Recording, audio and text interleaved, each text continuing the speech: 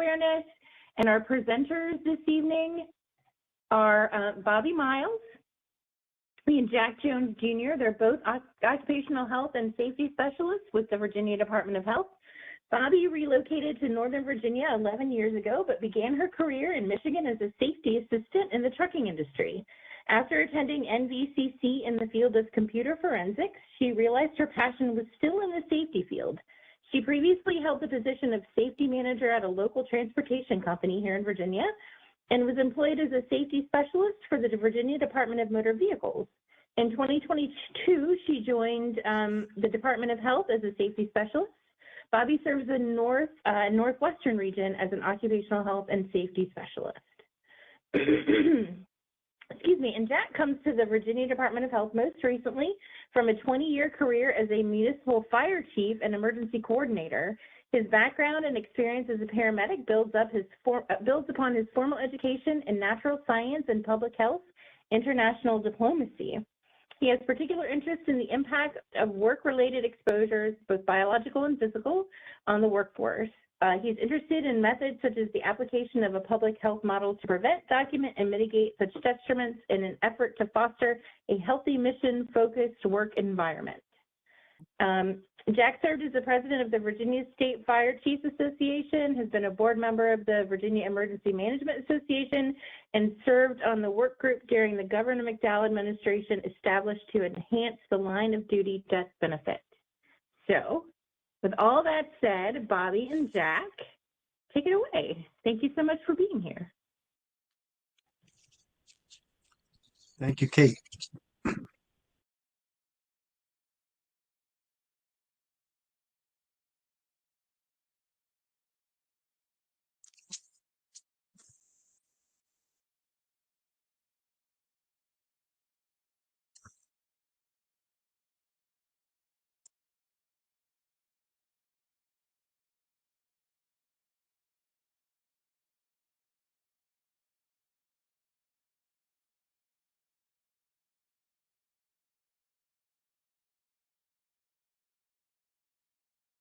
All right. Good evening, everyone. I want to thank you for joining our presentation tonight. Our topic tonight is understanding workplace violence and lone worker safety.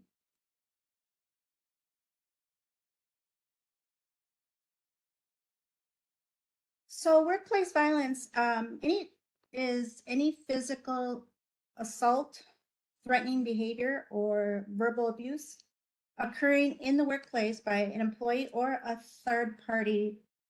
And threatening behaviors create a reasonable fear of injury to another person or damage to property, and also extreme emotional distress.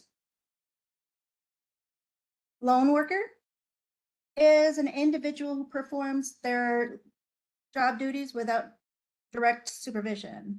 They may work in a variety of settings, including remote locations, outside after hours. And also there is a clause that an OSHA general duty clause, which requires employers to comply with occupational safety and health standard, which is to furnish a workplace which is free of any cause or like cause of death or serious physical harm to an individual. Today, our goal is to have you understand how situational awareness can increase safety and reduce the risks of workplace violence, equip workers with the skill set to plan for visits in the field if they're alone, and plan the response in case of a workplace violence. Understanding what VDH resources are offered and how to effectively debrief following a safety event involving workplace violence if you're alone.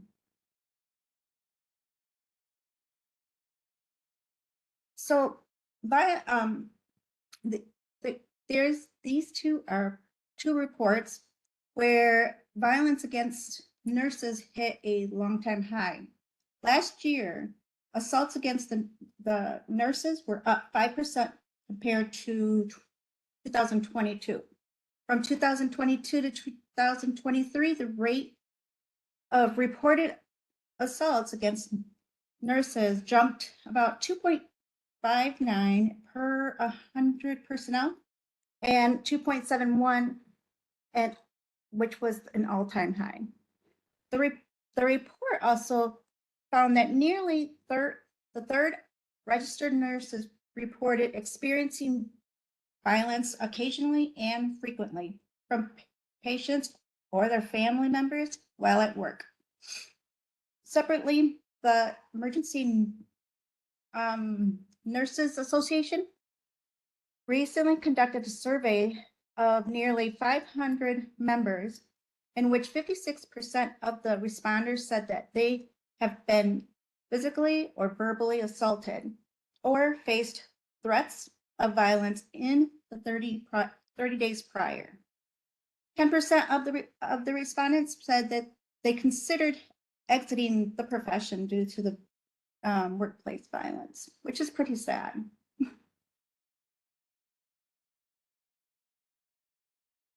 The Bureau of Labor Statistics stated that 20,050 workers in a private industry experienced some sort of trauma in 2020. And this included females, individuals between the ages of 25 to 54, and most likely worked in a healthcare setting. 22% required at least 31 or more days away from work to recover, and 22% required at least 3 to 5 days away from work. Here's a video of 4 healthcare workers and their experiences with workplace violence.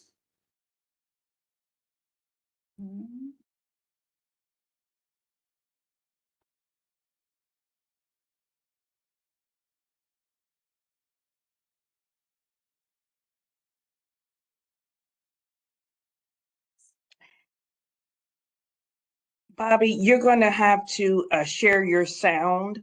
So when you select share your screen, you're going to have to also hit share your sound because we can't hear. Oh, You're okay.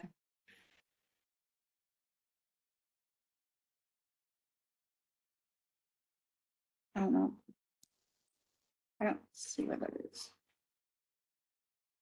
I don't see where that is. Okay, and you can also just proceed and provide the links to us and we'll put them in the chat or provide it to the volunteers later. Okay, sorry about that. So workplace violence has 4 types. There's type 1, which is a criminal intent, which involves someone who has no connection to the business or its employees. They commit crimes like robberies, shoplifting, and trespassing, often using violence. Examples could include a nurse being attacked while she's going to her vehicle, and another one could be a home healthcare worker getting mugged while she's on her visit. They're less common in healthcare, so type 1 violence still poses a risk. Then there's type 2, customer and client. Type 2 violence is the most common in healthcare settings. The term client on worker violence focuses on interactions with patients, their families, and visitors. It often occurs in emergency rooms, psychiatric facilities, waiting rooms, and it is no means limited to only these examples. There also is type 3 violence, which is a coworker is known between a coworker is known as a lateral or a horizontal violence. It involves bullying, often seen as unfair, offensive, emotional abuse. This violence can range from mid to severe and could lead to homicide.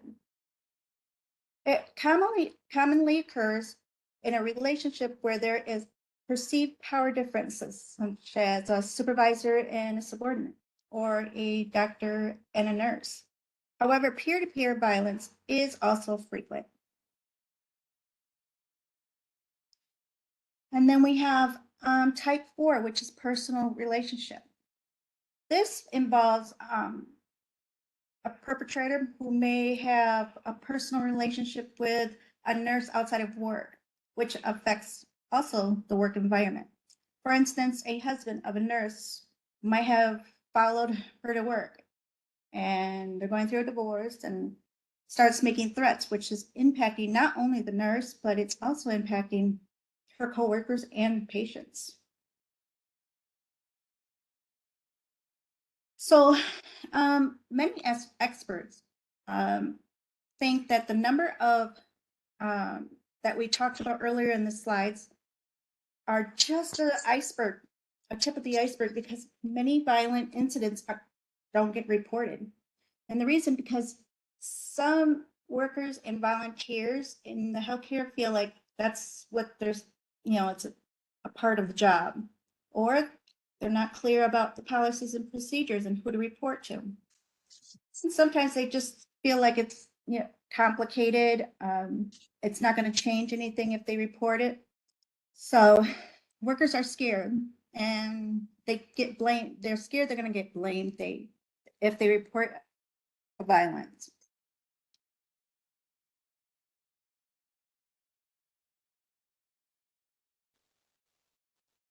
Okay. Thank you for bringing us up to that point B. Now, just for your own knowledge, based on the information that was just presented, go ahead and take a minute to look at this. The most common type of workplace violence in healthcare settings is, just go ahead and put that into the chat, and we'll talk a little bit about that as we move along.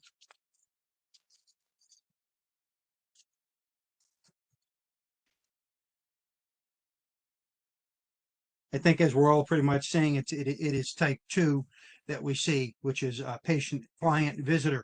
It's interesting because often some of the other types tend to get more attention, but when we think of the often conflict filled environment that we're working in when people are sick or injured, that it is often the patient, the family member, the associated people.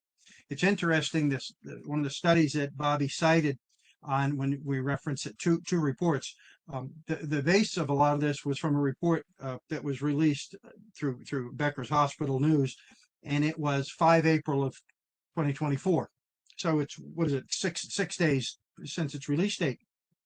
And it talks about the environment. Psychiatric units, emergency departments, adult, pediatric, and perioperative units is where this type of violence occurs. Okay, let's flash forward to the MRC environment. Where are we often deployed and where are we often placed, right? In collection sites and in shelters and in mass clinics and things along those lines, which promote care for all of these patients. So we in coordinating with the MRC truly become a clinical melting pot, right? So all of these environments are possible. And when we look at the data, so much of the data is from professional nursing organizations, right? That is not to cut out our other non-licensed and other forms of clinical staff. But the fact is the American Nursing Association and other bodies really are taking this seriously and digging in and getting data and producing reports. So often with information that we cite in situations like this, it comes back to the role of the professional nurse, et cetera. But it is all of healthcare workers. The data most often and most frequently and currently available is from nursing. Okay, next slide. So question number 2. Nurses often fail to report incidents of workplace violence because, go ahead, and this is one of those check all that apply, right? So everyone gets a fair chance. And just go ahead and put some of those in the chat.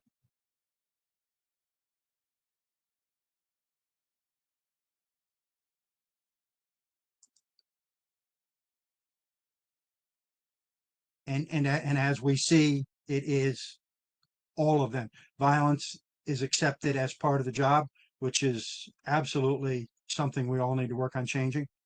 Nurses often fear of being blamed for doing something wrong. Again, a cultural shift is much needed in our world. Nurses believe some patients cannot be held accountable for their actions. Again, we all have sympathy and compassion. That's why we're in the business we're in. However, if we don't call it out, it's not going to change, right? And then, unfortunately, there is no discernible benefit to reporting. As Bobby said, and we'll touch again, incident reports and speaking with supervisors and hot washes and diffusings after events or potential incidents of conflict are so important, right? Tenet of medicine. If we don't document it, it didn't happen, right? We need to be capturing this information for our data collection, but also to hold people accountable. Next slide.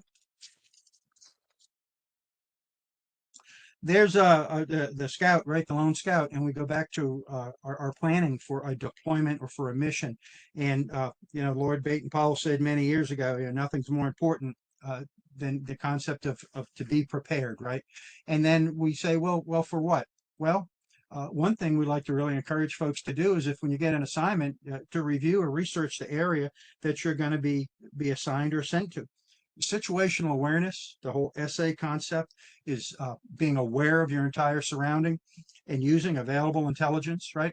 And this doesn't mean that we need to go, to the CIA. This is a Google search. If you're being sent to a community a few towns away or a couple of counties away, do a quick Google search on the school where you're going to be assigned that's a shelter and just see the type of neighborhood, the conflicts, the problems, the benefits. Might be a place that has, great pizza across the street. Any number of things, but you want to build your own situational awareness and gather open source intelligence so that you have some idea. Now, the authority figures above you should, following NIMS ICS, give a briefing, give a security briefing about the environment you'll be working in and maybe some travel concerns, but being accountable and responsible for your own situational awareness and personal safety is really huge, right? So we do that. So maybe we use a state vehicle if at all possible, right? There are certain benefits to that. Clearly, there are some detriments potentially. People say we're associated with the man. But we think, a lot of times people use their own vehicles and they're very much identified with them. If you have the plate that says #1 RN, best medic, will work for food, retired chief, or whatever it is. If you're associated with government and they see you in that plate and next week you're at the Shop and Save or at, Walmart, there could be some connection, right? You want to have that plausible deniability, that anonymity. You want to make sure your cell phone is charged, communicate with your supervisor or coworkers about the specifics. And that's what we talk with our NIMS ICS, with having a briefing and getting a copy of the incident action plan so we know the particulars. If we're doing a sole visit, right, to a small group or to an individual, often in our daily work with VDH, communicate with the client or the customer or patient beforehand. Call, how are you today? How are things in your home and your environment? And any concerns we should have. And, we'll talk in a little bit about couch surfing and multi-generational homes. And, your patient may say, now's not the day. My grandson's living with me and he's just having a bad day. So gathering that intelligence is really significant and helpful. I think the idea that we talk about sharing with our supervisors and our coworkers is very important, because also when we think of the exposure and the experience of the collective body, right? If I say, hey, by the way, I'm going to this clinic to work tomorrow, and one of my colleagues has worked there previously, they can say, one, great things about the location, but also some concerns about the environment, or don't take the first exit off of 95, take the second one, it brings you right to the lot or something. But seeking that information and that situational awareness from all sources is very important. If it's home visits, try to restrict visiting to normal hours. And then if there's any concerns, but not tripping a trigger that you won't go, bring a supervisor or a coworker or ask for that help, right? Again, we come back to being safety officers for ourselves and being responsible. So if something, the old rule, right? If something doesn't smell right, it probably isn't right. And if possible, for certain interactions, you meet in public places. There's so many libraries and other government facilities around. If at all possible, you can meet if you're doing follow-up clinic visits or follow-up on cases to meet in some type of public place versus deeply going into some of the homes. Next slide.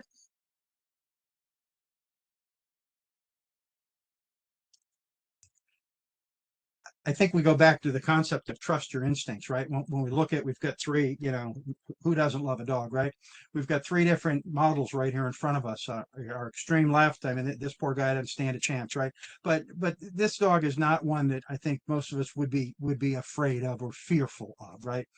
Um, the one in the middle, understanding, dog behavior and dog posture, this you kind of air biting, snapping at the air. This animal is more scared, probably more scared of you than you are of it. The sideways head turned, the glancing with the eyes, trying to be non-confrontational, but has some fear and some trepidation. Still, let's be smart, right? Let's not put our hand in their mouth, but less of an issue. Now we move to the third side, right? I think everyone can agree. That is an animal that we want to maintain our distance from, right? And be aware of.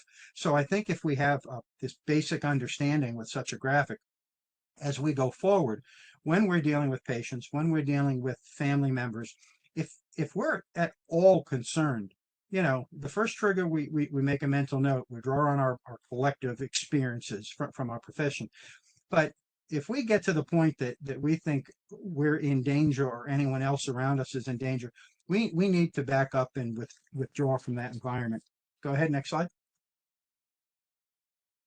So, like I say, wouldn't it be great if every in situation that we walked into had a great big sign that told us, that, hey, don't go near this. This is dangerous.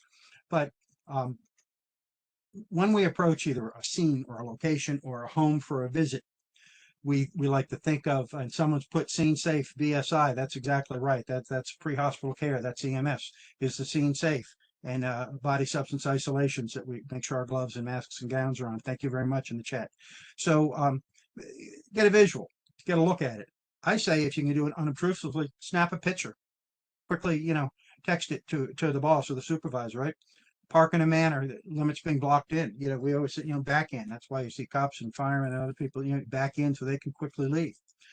This will have some relevance, actually, that'll become visceral later on in our discussion. Our continual assessment of our escape routes, that's that situational awareness. When we go into a place, it's so important when you go into a restaurant, to look for other exits and ways out of the facility in case there's a fire, or, you walk in the front door of Blaze Pizza. But if someone has pedal confusion in the parking lot and hits the front of the building and you want to evacuate, which is a smart thing to do, how else can you get out? Well, most pizza places like that, either it's back by the bathrooms, there's a back door, or through the kitchen, right? Let's always be aware of that and know that. And then, assess the property, lighting, possible hazards. We've got some pictures in the future that will address that. And remember a couple of things. One, if we go in 4 o'clock in the afternoon and it's the winter, if we're coming out at 5 or 5:15, it may not be light then. So when we're going in, we want to pay attention to the environment, because the lighting is probably not going to be there. Next slide. So, this is not uncommon type of facility. There's a couple of challenges. We have some repurposed facilities, right? Particularly more urbanized areas is where it's more noticeable, where it's now an apartment, whereas 2 generations ago it was a guest room with a bathroom, and now it's an apartment, right? So we have some challenges. But if the individuals that we're working with and visiting ask us to sit, you do want to try to sit near a door or with your eyes visualizing the door.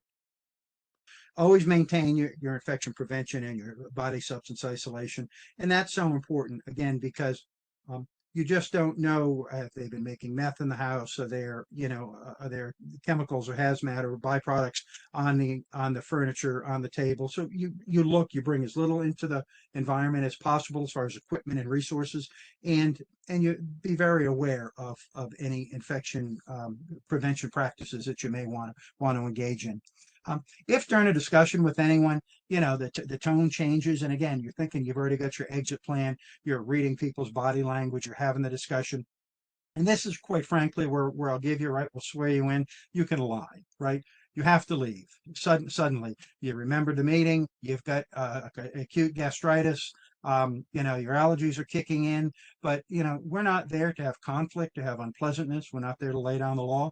If stuff starts to get ugly, say, my lands, I have got to go to the bathroom, man, I've got to get to the library up the street or something. Getting disengaging is so important, right? if anyone is intoxicated or impaired, and that could even potentially mean an altered mental status from a dementia or an Alzheimer's, right? You want to document that, right? But get out of the situation because it is not safe for you. And anytime there's a fluctuation in the tempo in the home or in the environment or in the shelter, and flash forward now with me as MRC folks, sheltering, right? People move into shelters, Katrina, right? They may be there for days, weeks, right?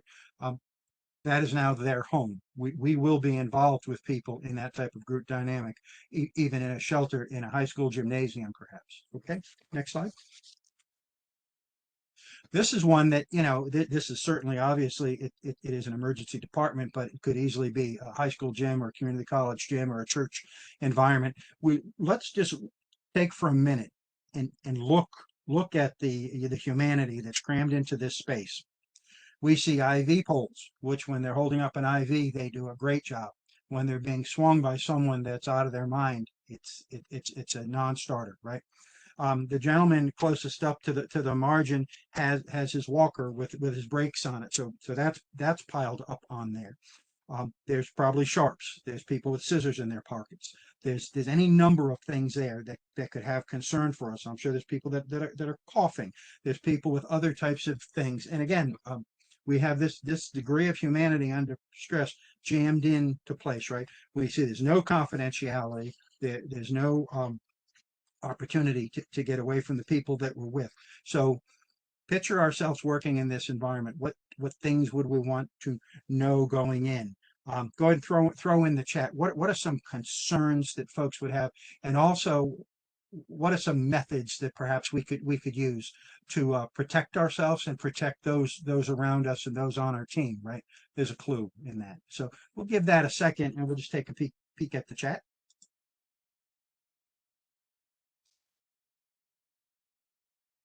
Absolutely. PPE, so important. Listen to your gut. Always have a plan. Absolutely. Thank you, Mary. Always have a plan to leave. Working teams. Thank you. That is exactly right. I know we're understaffed, right? But Bobby and I together can probably accomplish a lot more and a lot more safely together than separately. Wear a mask and look up often, right? We get tunnel vision, right? We all do that. Part of it is because we're compassionate people, I think. And the other part is that we love it. I'm a nerd for this. I love it, right? So getting hyperfixated on if it's a wound changing or if it's given a slow push mat or whatever we're doing, we've got to be aware of our surroundings. Yep. Plan your escape route always, right? So that's why, like when we're working in a shop, right? Always looking at our feet. You know, you don't want to trip on things. You don't want to slip on things. You want to make sure that you can escape and evade. Locate security, know where security is. Beautiful. Okay, next slide. Here we are. Now we come back to some of the things that I mentioned. Limitations of the physical space. It limits our privacy and our sense of security. That the whole multi-generational home, it reduces our ability sometimes to speak and communicate with our patients, and it impacts their ability often to recover if these are follow-up visits, a post-op patient or someone with a chronic condition. It may be a wonderful, healthy, wonderful environment, right? Lots of family, lots of care and compassion and love, right? The whole chicken soup for the soul. And that's great, but it may not be as well. So couch surfing is a concept now where folks don't have a place to live, so they stay in different homes and different houses, and they stay and live on couches, different people's couches, and they're bouncing around. Well, often their troubles that they have, they bring into the home that they're in. We had a nurse that I debriefed within the last year down in Southwest, very tenured nurse, ton of experience, ton of public health experience, right? And she was in a home doing a follow-up visit when the SWAT team showed up. And they weren't there for her patient, but they were there for someone that was staying with the patient, and it was some drug charges. We had a similar, less violent one in Lynchburg not that long ago, where one of our folks was actually on scene with a worker doing a shadowing job study, shadow experience, and sheriff's office showed up to serve a warrant.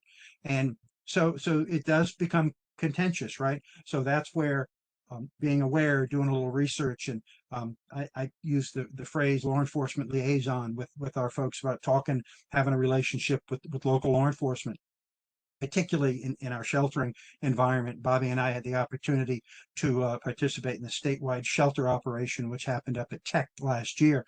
And one of our big takeaways was there were not people dedicated to look out for and support the VDH MRC staff that were there, right? We often go into something being good people and we make an assumption, oh, all those other people and the troopers and everything, they're here to watch for us. Well, they all have other jobs, right? So unless you make that relationship and say, hey, stay with me, stay in our area, take care of us, that often doesn't occur. And actually we're building some of that in some of our future outreaches to look out for that. The repurposed space, I mean, even if there's a fire, right? And say, that one window that's on this picture is 5 floors up with no fire escape, and this is a 5th floor, walk up or something. We have challenges, right, with repurposed space. So I think paying attention to that, and I can give you one nugget here. If you're going to apartment 12, and then when you get to 12, they say, oh, Mrs. So-and-so has moved and she's now in 321. Notify your supervisor, notify someone that you have moved, because if you have a sign out log or a communication of where you are and where your visits are going to be that day, if you're in a bind, you may just be able to say help or call 911 or something, and maybe not give a location or not give a thorough location. And really, we don't want to go to the first apartment that you should have been in when you've moved. So anytime you move locations, it's always important to notify someone. If the people that you're with see and hear you notifying someone, they are often less inclined to perhaps do you harm because they know you have that lifeline. Okay, very good. Next slide.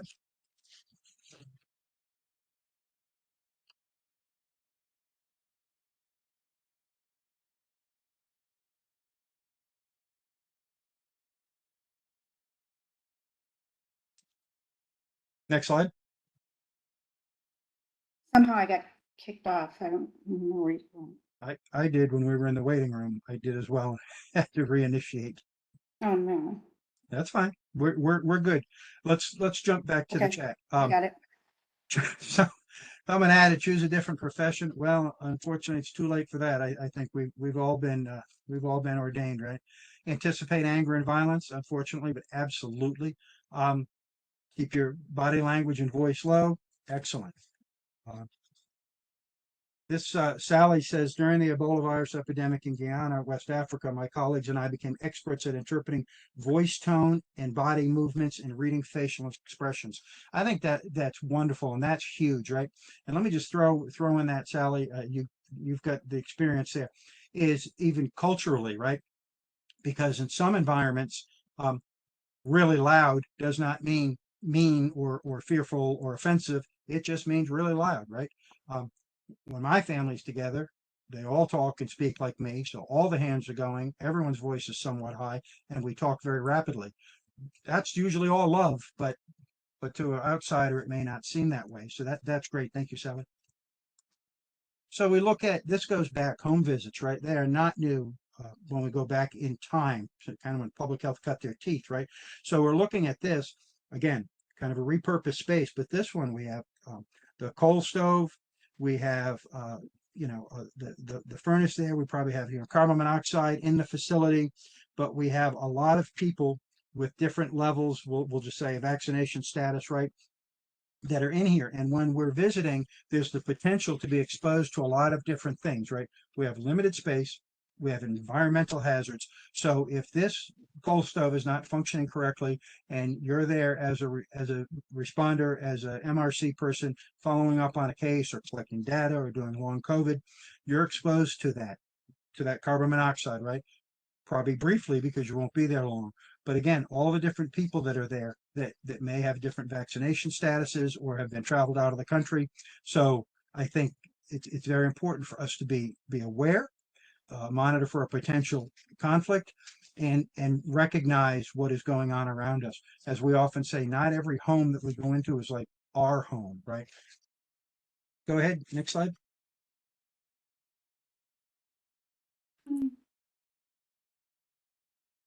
Absolutely. Joyce just said in one of her occupations, she was told only to carry what they needed for that one contact, that one patient. And that is so important, right? I remember a million years ago working as a paramedic and, you know, carrying a jump kit medical bag into an apartment and having the roaches, running all around and crawling on the bag. So, then you put it in the medic unit and take it into someone else's house, and you find ways to do that to bring in the bare minimum. So now, when we understand a little bit more about this, think about as a medical reserve corps responder, what are some mental preparations can you engage in really to maintain your mission sustainability? Just go ahead and put in the chat, right? What are some things that you can do to get yourself into the game, or maybe as a team or as a group? I know, in the OR, you do the timeout, and a lot of times, for 10 seconds, let's just focus. So what are some things that folks may do or may want to do, or, read one time?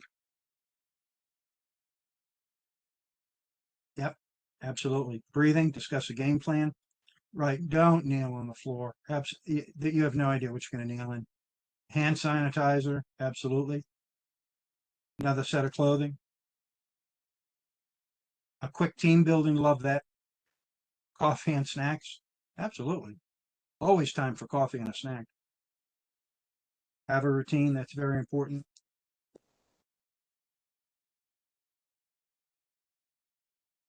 Absolutely. Do the what if things. That's so important, and that's important for our younger members, right? To bring them along that may not have seen some of the things that others have seen. That do the what if and kind of game it, right? That's excellent. Smile, stay calm, and breathe. Always. That's right. There's 21% oxygen in room air. Okay, next slide. And then next. In our post game, it's so important, right? Even if there were no detriments and our visit was successful and positive, or our sheltering operation was seamless, there's always something, right? Whether it's the floor was slippery, we didn't wear the proper footwear, the cots were too low, so individuals had trouble getting back and forth and up and down from them, and we put strains on our lower back, etc. So, it's always important to do that, to take that time. We call it the hot wash right after an incident, just a quick discussion about some things, because it's right in our brain. Then, if workplace violence or any type of incident occurs, we want to make sure that we report it to our supervisors and that it gets into the system, right? Through occupational health and safety, we've got some things that we're working on to kind of make it simpler and easier for people. And we think back to the beginning of the reasons people list why they don't report things. We don't ever want it to be that you're thinking, I'm not going to bother reporting it because nothing's going to occur, or I'm not going to report it because, I'm a healthcare provider, or I'm a registrar, I'm a phlebotomist. This is just part of my job to have people be mean to me. Absolutely not. You're a caregiver, and a precious one at that. So the post-game analysis, right, and the hot wash is very important. Next slide. Now, this is when we're in a facility or in a home. We want to maintain our situational awareness, and these are all going to be slides of places that we've been. We kind of do a matrix, right? Hazards to self, right? Save ourselves. Hazards to others. Hazards to our community, and there's a reason for that. And hazards to our environment. So what we like to think about when we're in a kitchen or in a home, and a lot of times we are meeting with people in the kitchen. That's where the table and the chairs are. Often that's where their medications are on the table, or they have their glucometers and blood pressure cuffs and things of their own. So often it seems you'll be in a kitchen. So, you look around for some concerns and some potential hazards, right? If we look at this kitchen, well, what are some potential hazards? Well, there's some silverware there. There's some plates that could be sharp if someone came in and someone were irate or mad. So what do? We make a mental note of that. And when we look around, okay, I'm aware of those things. If I see someone come in and go pick up a knife or something, I'm going to excuse myself. I will even submit that I have over the years taken things off of counters and put them in a sink a little bit more out of the way if it was something that I felt was a weapon, because a knife on that counter to a kitchen chair where you were sitting can happen in seconds. So placing it elsewhere. Now, I have had people say, hey, don't move my stuff. I said, oh, I'm just helping tidy up a little bit. That's just what I do. Okay, next slide. This is a little more extreme. So we've talked about self, others, community, environment. Now talk about community and environment. Let's talk about community. We look around there. We look on the floor, and there's some things that jump out. There's chemical products, there's cleaning products, which haven't been deployed, obviously. There's a lot going on there. We do have hoarding conditions, and we have piles of trash that are there. So if this is an apartment, right, the neighbors, the other people, this make a DSS complaint, right, Department of Social Services, or the appropriate people, right? So we look at that. There's some type of probably caustic cleaning product that is on that counter there near the sink, and there's another series of things to the left that are somewhat questionable, that we would be curious. So, okay, we start seeing what we would term hazardous materials, petroleum products, chemicals, things like this, not just your routine cleaning. We're thinking, are the people in the home exposed to this? Is there some toxic component that is impacting them because this is in their environment, right? So we have that. Is it potentially damaging to the community, to the environment, right? We make a note, perhaps a referral. The other thing is this, as we talked about when we leave, if we walk around in this environment, more common in nursing, I think, than most professions, taking the shoes, putting them in the trunk, and putting on another pair of shoes before you go home, right? So we have that concern. If you have been in that environment, you do not want to do the cross-contamination and bring any of that product, which may be on your shoes or your garments, into your home, right? Okay, next slide. Now this is a little different, right? This is potential hazards. We know through occupational health and safety, trips and falls and slipping hazards are very often the number one type of injury that we experience in the workplace. So we look at this. We have to go and visit the person. One, I'm immediately concerned about the people in the house, right? Particularly if they're elderly or have a chronic illness that we're there for, because they can't get in and out very well. And if they need an emetic unit, there's going to be some problems. But I'm concerned about my own parking and my walking. And maybe today I can't visit this house, or look out the other door of the vehicle, if that's my vehicle there, to say, is there a grassy area that I could potentially walk through and make it to the steps or something? Because me slipping and falling is not going to benefit anyone, right? So we have those concerns. The other thing is we have with the vehicle. If that vehicle, if we were driving up there, were to slip, right, in the ice, there's no buffer to the home, right? We potentially could slide our vehicle right into the home. So again, maybe later in the day, particularly around Virginia, right, Central Virginia, we have some ice and snow in the morning, middle of the afternoon, it's pleasant, everything is melted. So maybe we reschedule, right? Say this is 09:30 in the morning. Maybe if we come back at 1400 or at 2 o'clock in the afternoon, some of this would be gone. We can accomplish our visit, but we're going to work a little smarter, not harder. Okay. Next slide. Again, this is just another option. Like I mentioned, kind of the grass. Could we get to the grass and walk in the grass? It's gonna snow and be wet, but it's probably not going to be slippery, right? Thinking, well, when I get to the tile, it'll be better. Well, I would submit that tile quite easily could have ice on it as well. So we would certainly want to be careful. And again, a slip and fall onto a surface like that could be difficult. So again, we would look at maybe scheduling again. Calling the person, do you have a friend, a neighbor, someone that can come and put some ice down or some rock salt? Kitty litter is great, absolutely. If they've got it, encourage the people to have it. Honestly, based on what your workload is, have it yourself in your own vehicle and sprinkle a little bit. Honestly, just again, that taking care of yourself, right? Okay, next slide. Now this is interesting because often we'll find ourselves through different work environments based on what it is, going through kitchens, and often the floors are slippery, the nature, right? Grease, water, they're slippery. There's a series of friolators on the right. If you were to slip and plunge your hand in one of those, it would be your worst day. We have the griddle on the left. There's so many things. So again, being fully cognizant of the environment we're in. Watch the surface that we're walking and we're physically moving on. Don't touch things that we shouldn't be touching, and stay with a person if we're doing an inspection. Say this is in environmental we're doing a survey, or, you know, we could even be there, you know, prepping meals as part of a major emergency, right? We're helping to prep meals or something because we've been deployed into that role. So again, the knives and other things are concerned in this environment, and also electricity and water. This isn't bad, right? That's nice, right? Often lower levels in restaurants and big kitchens, maybe they're not as structured as this will say, and you have electricity, and you have the floors are wet, or pipes are leaking, or freezers are you know, what is it when the ice melts in a freezer? Defrosting, thank you. When they're defrosting, so we have electricity, and that, so being very aware of the environment where we're standing and stepping is very important. So okay, Joseph Dumas has already jumped ahead right in it. You're absolutely right, sir. So we go into a house and we have this. We go, okay, well, you know, they're home. They're doing a little DIY. They've got some drill bits. They've got a drill. They've got some cleaning products. They're probably going to make something, right? So when we see these here, we have a concern, one, because they're in the living room, and also to many of us, we would say, well, this person's probably making meth. That's what those products are for. So we've all heard the stories of the hotels and the storage units and things where meth is made.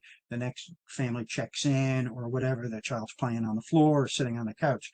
So if this family here on the right, if they're making meth in this home, right, it's on the furniture, it's on the kitchen table, it's on pretty much anything that we would be touching, and then we would be transferring that to our home and or to our workplace and to our car. So yeah, absolutely, Richard did. You can't always trust labels, absolutely, and that is an OSHA standard that we go by of commercial labels. If it's not originally labeled, someone scribbles on a label and slaps it on there. For us, that's no bueno, right? That is a non-starter.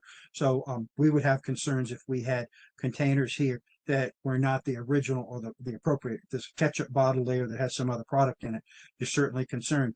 But again, does it look right? It may not be what you do in your house, but if there were a different collection of things here, maybe they were cleaning supplies and they were redoing a coffee table or something. But as we start looking at these products that are here, and the battery and then the drill and the other components, this is clear, and this is from a meth environment that we're aware of.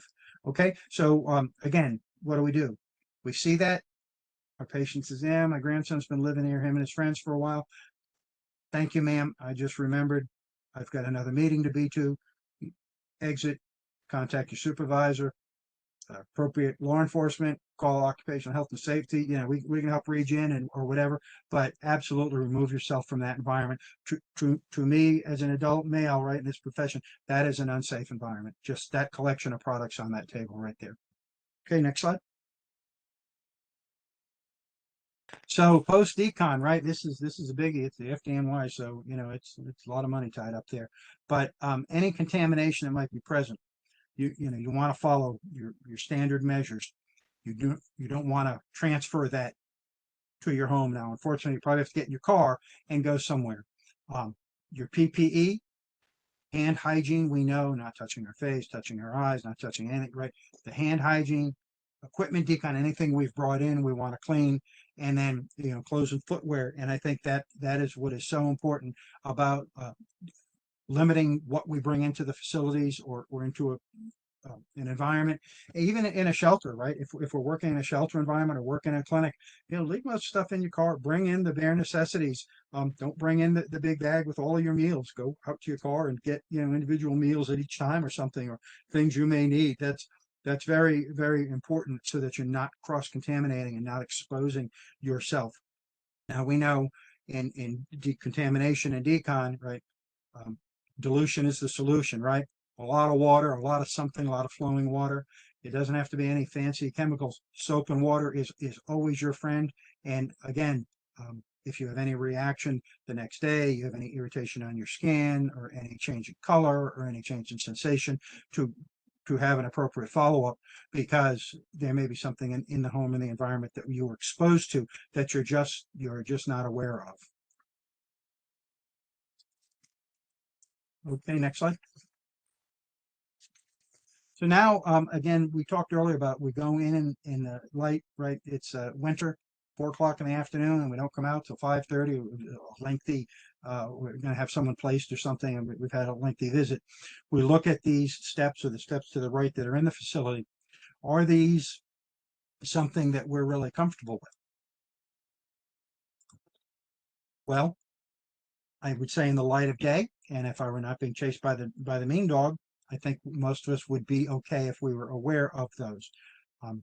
Also, we're concerned about the people that live there, right? If they're patients, people that we're following up with routinely, do we have to do some follow-up? But it's very important to just be aware of these. That's exactly right. Thank you, Mary. Yep, the client, the patient, or the family, and other responders, other MRC and public health folks that are going to be coming and going in and out of there. We did a class one day, and someone asked if the one in the middle, if that was blood all over the top steps there, and said we can't comment on that at this point. But think of this, and again, so maybe having a flashlight in your bag, right? Some type of flashlight, Harbor Freight, get yourself a flashlight that you use for this type of work, because if you're leaving a little after 5, you want to be able to make sure you don't fall down through those steps. Okay, next slide. This is a case review that, and Bobby's going to jump in a minute and address one. That was very sad. You see, it was January 30th of 2023, so just over a year ago, in Pulaski County, Virginia, right down 81. A member of the CSB, or the community service, was doing a home visit. Now, let's get a frame of reference here, right? Working in a smaller community, most likely, a lot of people know a lot of people, right? You're probably 1 or 2 people away from knowing or having experience, been a friend with, or went to school with, or someone in there. So working as a social worker for the CSB in this community, the individual went to the home for a visit, and he was attacked. Have to be a male on male, right? During the visit, the communication center received the first of 2 911 calls from the employee that was at the resident. He advised he had been attacked and he was stabbed by the client. Now, this social worker had been to this home many times and had seen this client and had a relationship with him. It was the one-off day, right? The area is remote, as is much of Virginia. The call was dropped. The employee did call again, which is so important, right? Don't give up. Don't keep calling, right? Simply because you don't know how much of the information they may or may not have received. Law enforcement arrived on the scene during the second call, and they had to evacuate the employee in one of their vehicles because of the rural nature of where they were. Next slide. After law enforcement made entry, the client was found to be deceased from wounds that he received during the altercation. Okay, you have the run, hide, fight concept. This CSB worker, this social worker, he did not give up. He fought, right? Like I like to tell people, you need to fight like the third llama trying to get on the ark. You are fighting for your life, right? And that's what this person did, which is so sad, but did and survived. The investigation determined that the employee was aggressively attacked and stabbed multiple times. He was hypovolemic, he lost his blood volume, would have died had they not quickly got him off the X, right, out of the environment, out of the scene, quickly transported him in a patrol car. The employee, the victim did defend. The employee and victim defended himself by fighting back, stabbing the client before he left the porch. This all occurred on the porch, right? So we park our car, we walk up, going to a home visit, place we've been before. Suddenly everything changes, right? What do we have in our hands? How much stuff? Are the steps safe? Where did we park? Do we have our phone? Is our car locked, right? Run through our thoughts, our situational awareness. The employee returned to his vehicle, locked himself in. It truly was an incident of self-defense. The individual, of course, was justifiable in his actions, which is just so unfortunate and so sad, right? However, the gentleman did live to see another day. Next slide. So some lessons learned from this, right? Lack of cell service can be detrimental, but you got to keep trying, right? The victim, the social worker, did have access to his vehicle, knew where it was, parked it, was able to get in it very quickly. The individual, our victim, our worker, was losing consciousness, right? Communicated that as best he could to 911. The cops, you know, quickly recognized this from the blood volume that was outside of the patient. Quickly, you know, throw him in a car and get them on his way to a hospital to meet up with a medic unit. Activated and reactivated 911. The victim did defend himself with all available means. And again, as I mentioned, and many of you have seen and been through, either the avoid, deny, defend, or run, hide, fight, or whatever. But again, you know, staying in the game was allowed this individual to actually remain alive. So I know that's a lot of material. That's a lot of things we discussed, a lot of common themes. And now Bobby's got a case review from her end of the world that she's going to bring up. Okay, so this one comes out of Fairfax County. Just happened last month. An employee at the medical campus in Annandale was in her car. Her boyfriend, who she just got a protection order against him, locked her in. So there was, I mean, she ended up deceased. And the thing is that, you know, there is just so many things that could have been done, but it all depends on, you know, how the person feels about telling, you know, their supervisor about a situation they're dealing with. This incident had a lot of numerous workers and visitors were placed in jeopardy because of the individual's actions. So, yeah, it's really sad.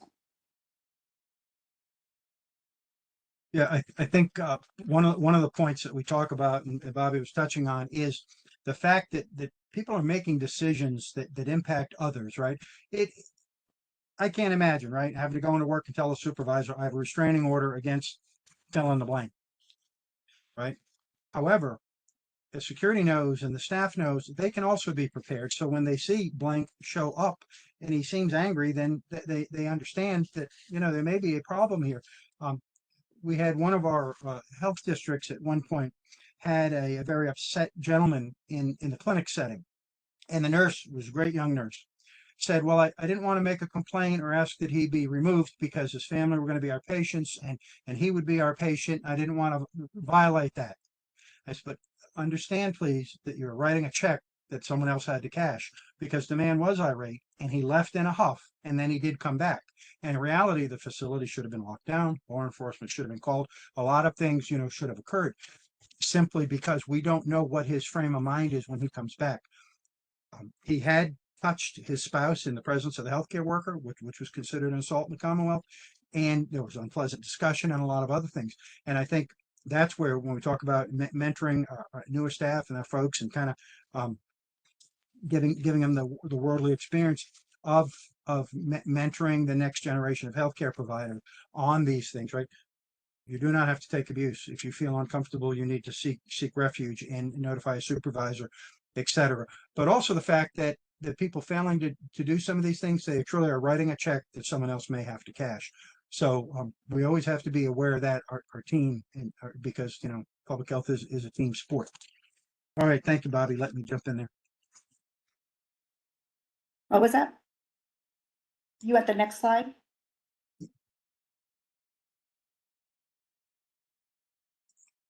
You know, our contact, we're easy. That's a great thing about VDH. Just put our names in and it pops up where you can find us.